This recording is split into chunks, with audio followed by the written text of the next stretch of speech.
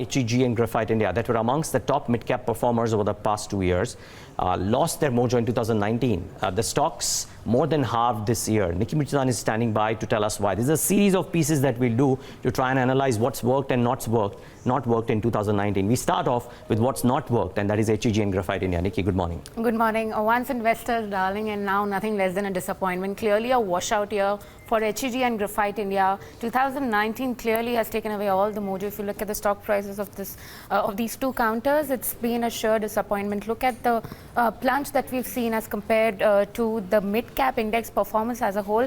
HEG is down by as much as 69%, and Graphite India too has lost close to 60% YTD basis. Look at the mid-cap performance. It's just excuse me, down and out by as much as 5.5% for that matter. So there is a big underperformance coming in by these two counters. Look at the performance that we saw from these two counters back in 2018 and 2017. 2017 was clearly when the rally began. Splendid performance, more than 1,000-time returns coming in from HEG and Graphite India. 2018 also, for that matter, we saw splendid gains coming in, more than 70 to 80% for HEG and Graphite India, which made investors believe that this industry is in for a good time here on. But then clearly 2019 took away all the shine that the two companies were showing until now. Three of the factors which have actually weighed on the performance of these two companies. First, let's begin with graphite prices. They were expected to be down. A Citi report right at the start of the year suggested that China has been adding capacity to an extent of 40%.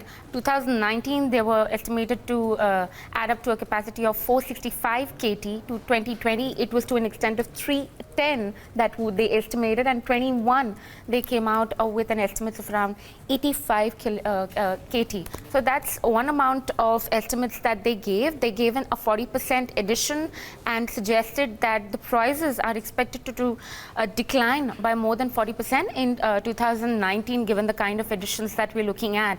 Besides the fall that we're seeing in graphite prices, what we also noticed is the raw material prices. They've been on an uptick for the entire financial year, or for that matter calendar year, on account of the shortage of raw material that we saw, because it's just a monopoly overall that the industry enjoys. Just 3 players selectively across the globe have been manufacturing needle coke, which is the raw material for graphite, and thereby we saw a huge crunch coming in from that raw material and the pricing shooting up.